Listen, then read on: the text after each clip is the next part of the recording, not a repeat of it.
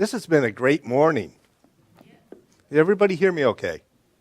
Okay, very good. Just starting out, coming into the center and seeing everybody set everything up. And then the people working in the kitchen.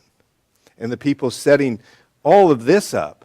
And Ted working on the sound and the music and all the components that come together. It's amazing. I feel so honored to be able to just be here to speak after everyone has kind of set the table for me, It's really amazing. And then what a wonderful introduction. Thank you very much, Michael. I appreciate that so much. Well, let me get myself organized here because we're going to do a lesson today. And what I mean by that, as opposed to what I usually do, I guess, I don't know. What I mean by that is that this, the Centers for Spiritual Living, the first 4 weeks of the year, traditionally study the first 4 chapters of the Science of Mind. Now, some people may say, oh gosh, we got to go through that again? How many years have I been here, We go back to the basics. Okay, I got it. I know already. I got it down. But the fundamentals are really important. And so I want to share with you a story about fundamentals. In 1961, and I know a lot of you weren't around at that time, there was a team called there still is a team, the Green Bay Packers, okay? And they were coached by the famous Vince Lombardi. And Vince Lombardi was like, he's considered one of the greatest coaches that ever lived, right? And so in 1961, in July, that team, they were ready to begin their season training because the year before, they had lost in the finals, in the last seconds of the finals, to the Philadelphia Eagles by just a few points. And so they were ready to build on what they already knew. And they were gung-ho. But you know what? Vince Lombardi had a different thought about that, a different idea.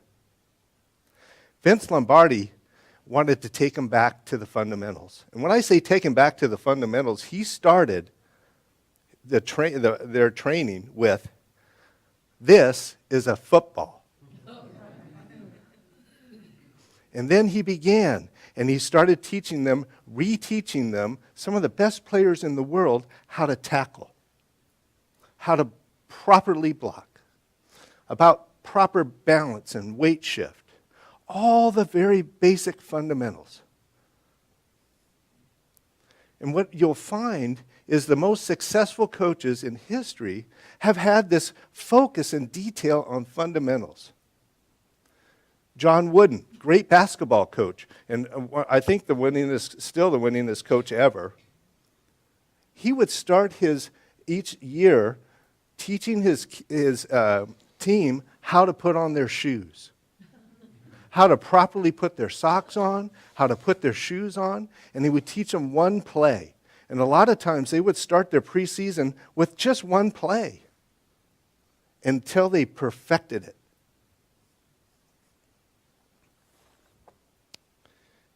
However, it's not just football and basketball where this strategy is useful. Throughout our lives, a focus on fundamentals is what determines our results. It is easy to overestimate the importance of one critical event or one big break while simultaneously forgetting about the hidden power that small choices, daily habits, and repeated actions can have on our lives. Without the fundamentals, the details are useless. With the fundamentals, tiny gains can add up to something very significant. Simple ideas deeply understood.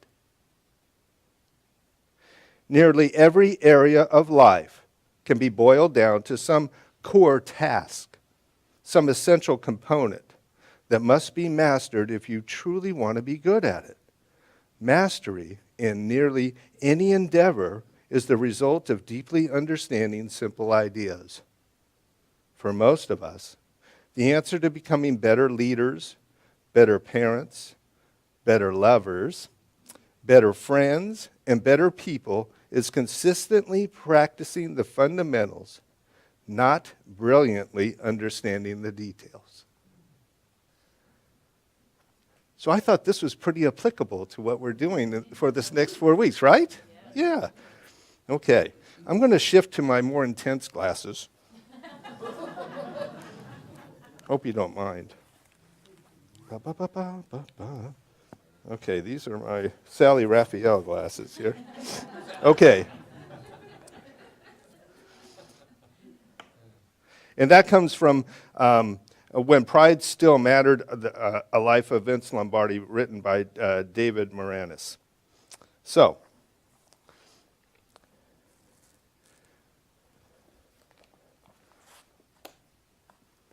this is a Science of Mind textbook. Okay? Some people were listening. Okay, good.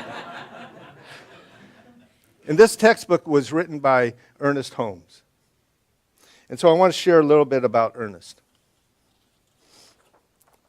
He was born in January 21st, and so I figured it out. So the people that are doing the third chapter, that's going to be on his birthday. I believe are really close to it, real close to it. On the 21st of 1887, and he made his transition April 7th of 1960. He was heavily influenced by Waldo Emerson. And some of the things that he embodied from Emerson were these things. We are our own spiritual authority. Think about that. We are our own spiritual authority. We are individuals.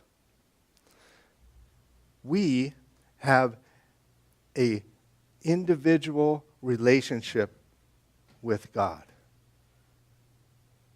It is unlike any other relationship. So my relationship with God isn't the same as Reverend Michael's or Reverend Kathy's or Andy's or whoever. My relationship, each one of us have an individual relationship and perception of who and what God is. There is a God-like essence in everyone. Isn't the same as Reverend Michael's or Reverend Kathy's essence in everyone. That is that perfection that resides within each one of us. And that perfection, it cannot be harmed, damaged. It cannot be in any way violated. It is always there. It is always perfect. It is always whole, complete. It is always available to us as we turn to it. And thirdly, there is some kind of connection between our thoughts and what happens to us. Well, I think we're all pretty familiar with that, right? We're going to get into that a little bit more. So later on, he was also influenced by the writings of Thomas Troward or Troward, depending upon what side of the pond you're on, I guess. Plotinus, Quimby, Mary Baker Eddy, Emma Curtis Hopkins, Walt Whitman, Meister Eckhart, St. Augustine, St. Teresa, Kipling, Wordsworth, Robert Browning, and as many of the transcendentalists, and then also many of the Eastern teachings and philosophies. I'm not going to get into too much because I could do the whole lesson on Ernest Holmes, but I will tell you that he believed in what he referred to as a golden thread. Does anybody know what a golden thread is? What that means? What's that? Common, yes, exactly. It was the idea that different teachings and different religions and different expressions, that there was a common thread between those things. And so he seek to identify some of those common threads. And why wouldn't there be, right? I mean, there's just one. We know that there's just one spirit, one mind. And it's expressing itself all the time. So, of course, there would be commonalities in different teachings. So I want to share with you a little bit from this other book I have, if I can find it. There it is. Living the Science of Mind. That was nice. Okay. And so here are just, and I'm going to just take little snippets, okay? Here are some just common ideas from different teachings. So in the Bible, I am the Lord. I change not. One God and Father of all, who is above all and through all and in you all. I am Alpha and Omega, the beginning and the ending. From the text of Taoism, the Tao, considered as unchanging, has no name. There is no end or beginning to the Tao. The great Tao has no name, but it affects the growth and maintenance of all things. From the harmonic teaching, defines God as power that naught can e'er surpass, the power with which no one can make comparisons of any human thing at all. This teaching defines God as oneness, which is the source and root of all, and is in all things. From the sacred books of the East, there is but one Brahma, which is truth's self. It is from our ignorance of that one that Godheads have been conceived to be diverse. The one God who is concealed in all things, in all beings, who pervades all, who is the inner soul of all beings, the ruler of all actions, who dwells in all beings. In Buddhism, we find these thoughts: the supreme being, the unsurpassed, the perceiver of all things, the controller, the Lord of all, the maker, the fashioner, the Father of all beings. The golden thread, the commonality. And so it is with that in mind that Ernest Holmes wrote The Science of Mind. And so what did he do? He started the first chapter, and what's the title of the first chapter? The Thing Itself. The Thing Itself? What does that mean? The Thing Itself? Sounds almost blasphemous. I think I need some water.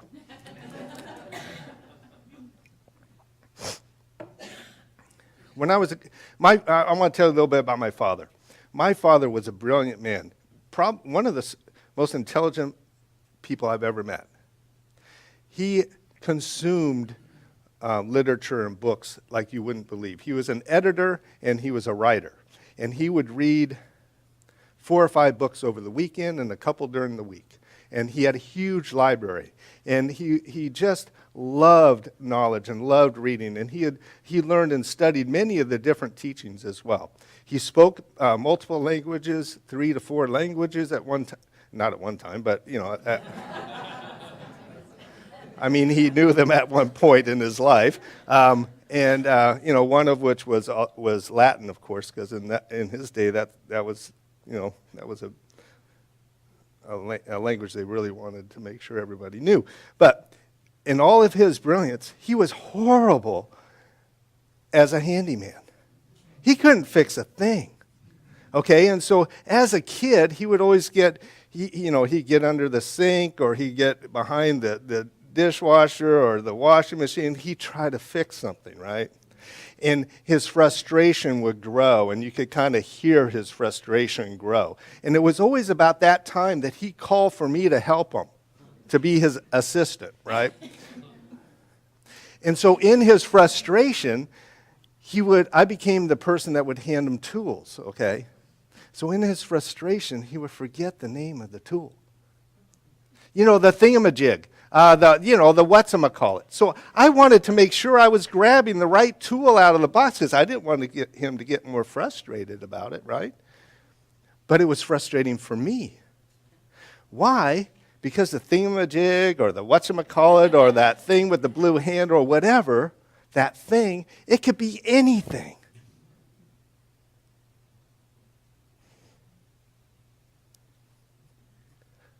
Brilliant. Yes? Brilliant. The thing itself. The thing, it can be anything.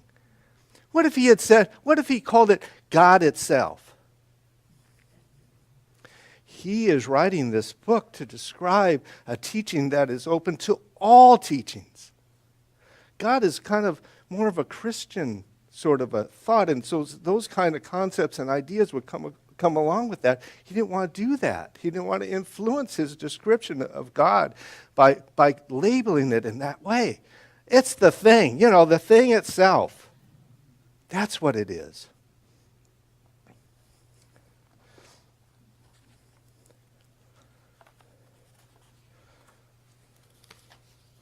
Okay.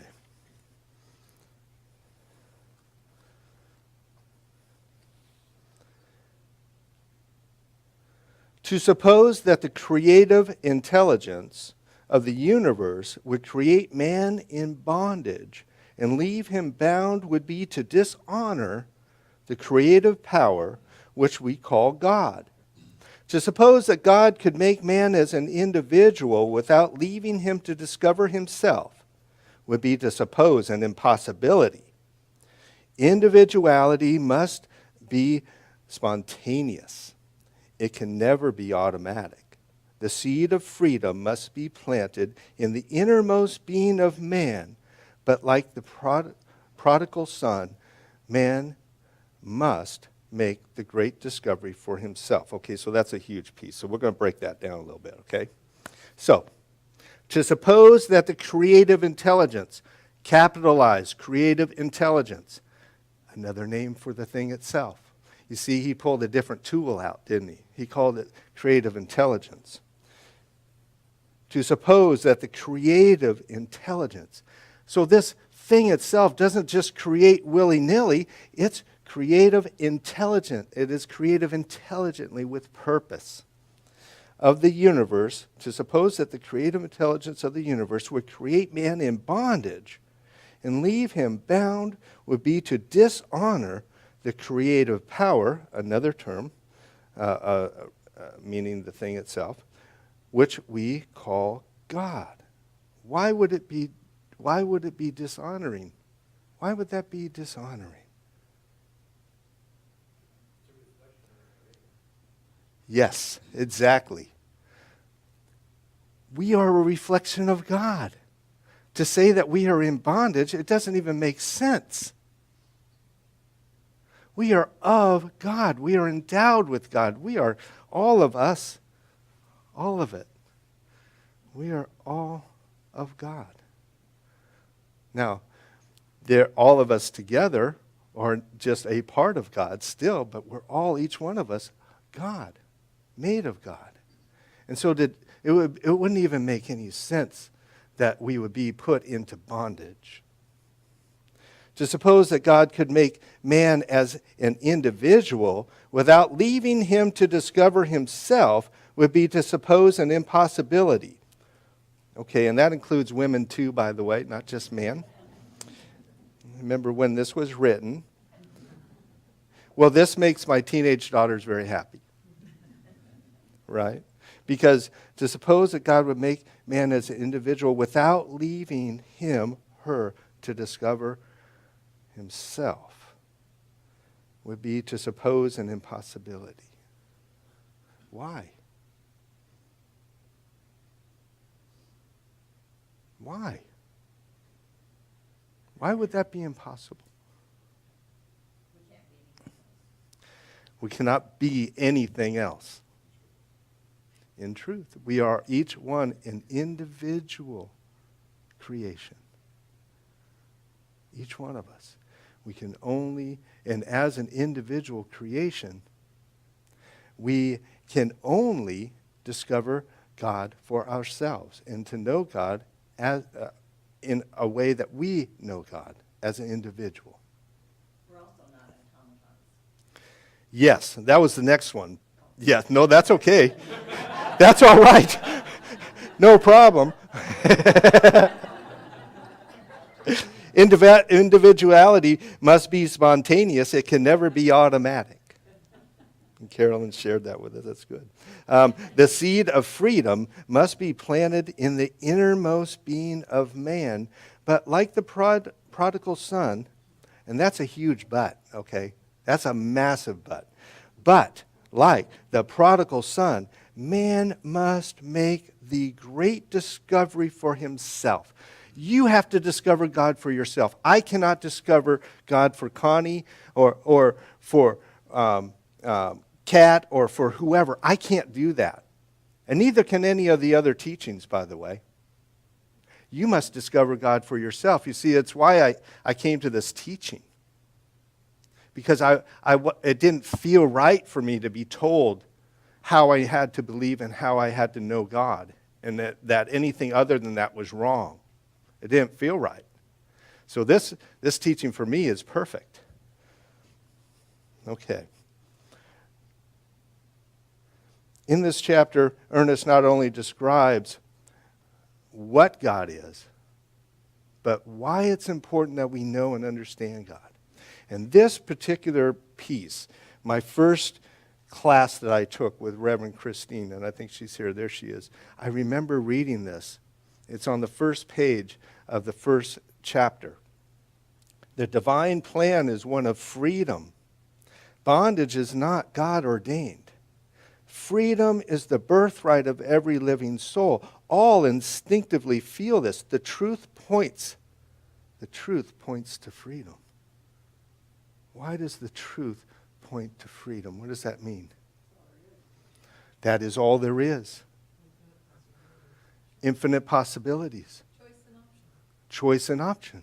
And so as we are connected to the truth, okay, and that's the key, our connection, and when we are willing to release this mental thing here that we have that tries to reason and everything, and we go into that inner voice and we're willing to allow that greater to be known to us, as we move into that truth points to freedom.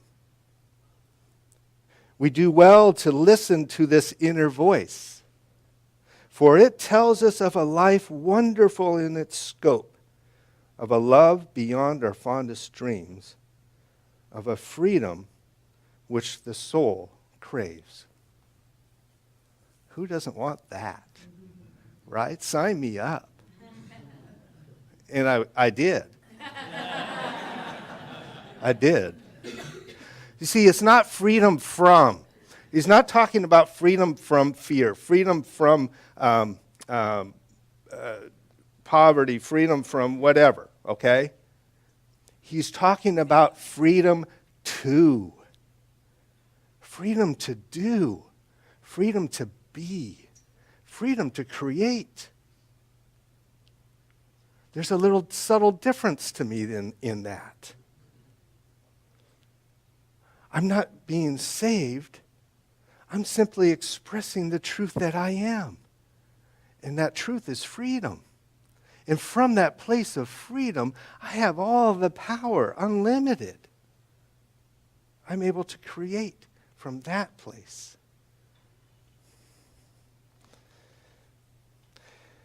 Okay. Whatever the nature of any principle may be, insofar as it is understood by anyone, it may be understood by all who take the time to investigate. This does not require an unusual degree of intelligence, thank goodness, but rather a practical application of what we now know in order that we may increase our knowledge. I like that too. This is a teaching that you got to go out and do it. This isn't about just talking about it. This isn't just intellectualizing about it. We're talking about applying the things that we learn. Application.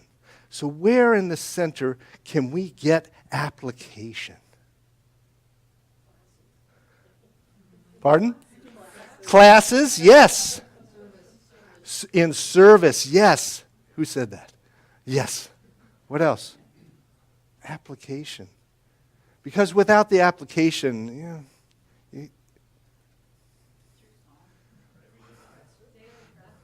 daily practice, meditation. Surrounded by same people in a group. Yes, it's so nice. Yes. For me, the thing that moved me probably along the most and the best were the classes, Because what happened was, not only did I learn about the different concepts and ideas, but in those classes you're given homework, okay? But it's homework that improves your life. It's not just like, doing math problems. It's homework that improves your life and who you are and how you see the world. It's homework that teaches you how to discover different ideas and thoughts that you may have that maybe need a little work and need to be changed. Not only that, you make these amazing relationships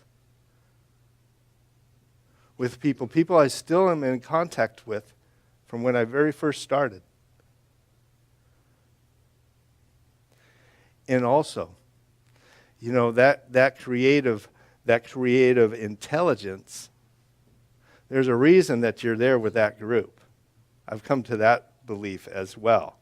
Because most likely, there are people there that are also teaching you, as well as the instructor, as well as the readings, but each individual contributes. And so it is a really wonderful, wonderful way to go. Okay, and it gets you way past just the lesson of the week, which I have only a few more minutes. No. Okay, so... when I first took a class, I thought I knew much more than what I really did. They started talking about love and law. And having been previously divorced, I figured I knew all about that.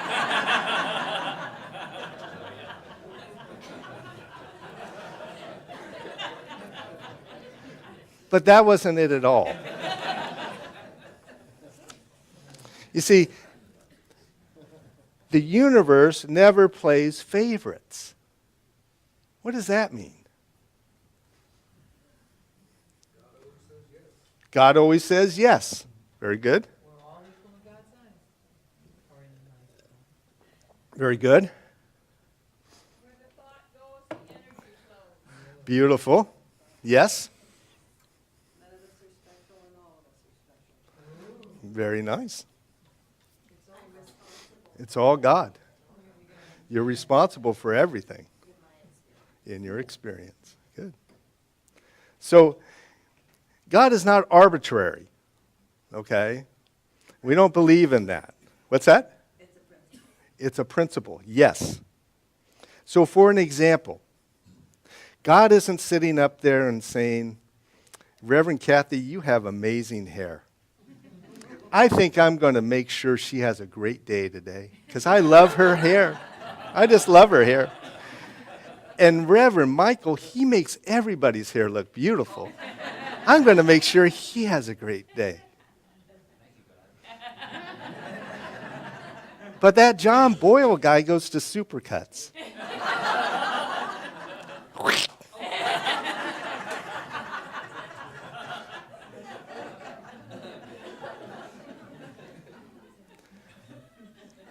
As Dr. Carolyn pointed out, this universe is set up and based on principles and laws. So what are laws and principles? So first, before I go into spiritual laws and principles, give me some physical laws and principles. What are some? The law of gravity, yes. The law of electricity. Cause and effect. Viscosity of water. Right? And so what does it mean? What does that mean that it's a law, it's a principle? What does that mean? It's consistent. It's consistent, yes. Measurable, yes. Provable. And one of the biggest laws that you may have missed is Boyle's law.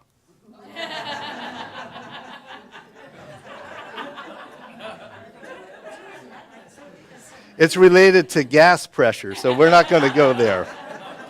Okay. So we got the idea there, okay?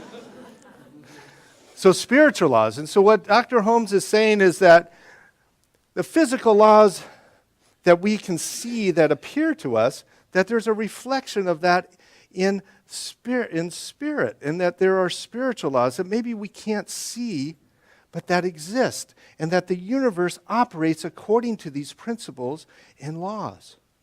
Okay? And so some of those laws might be the law of attraction, law of giving and receiving, law of circulation, law of harmony, of grace, law of freedom, law of manifestation, law of gratitude. Am I running that late? I am, all right. Oh my gosh, I got to page 1. Okay, here we go. So we have these the idea that that basically everything operates and runs according to laws and principles. And so what is it when we go to pray? First of all, what is prayer? What is prayer? Attention. Very good. Yes? Thoughts? Movement of thought. Why do we pray? To realign. Thank you. Yes. Is it to let God know, hey, you know what? I'm a little short on my rent today, and I could really use a solid here. Could you give me some, a couple $100 and everything's good? No. We already have at our disposal unlimited power, abundance, all of it. Prayer is used to realign our thoughts, to get in alignment with the thing itself. It's not to let God know what's going on, because God is all-knowing. So there's nothing there. It's for ourselves. We are creative beings. As creative beings, what does that mean? It means that our thoughts create our situations, right? And so as creative beings, how often do you have a thought? Did anybody have a thought today? Like a bazillion, right? So constantly our thinking is constantly creating our experience. So if there's something in your experience that you're not really thrilled about, what's the logical thing to do? What's that? A new thought. Change that thought. Now, has anybody ever felt frustrated or felt levels of fear or anything like that in your life? Raise your hand if you've ever felt that. Ever, at any point? Oh, I'm so glad. I love that. That is wonderful news. It is great news. Do you know why that's such great news? First of all, you're being honest, okay? Second of all, it tells you that there's something you get to work on. I love that stuff coming up. I don't like it, maybe not right at the moment. But after I have a little space, give it some space, I go, wow, that's so cool that I now realize that this is something that I get to transform into love. That I get to change. That I get to identify. And if I struggle with it, I can go to a practitioner and I can get work that way. I can make changes. It's nothing to be upset about. I mean, I'll tell you what, I get out of alignment all the time. I do. I got out of alignment this morning when I was taking a shower.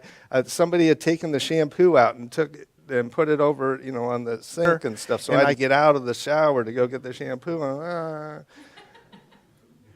Silly. Silly. That was for you.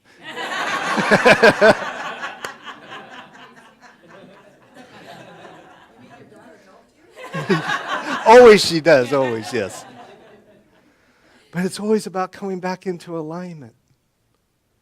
That is where our power is. And since I'm short on time, I'm not going to keep you much longer, but I will just tell you this, that I appreciate your understanding here. I hope you got a lot out of the lesson. And the good news is the other 3 chapters cover a lot of the first chapter too, so you're good to go. Namaste.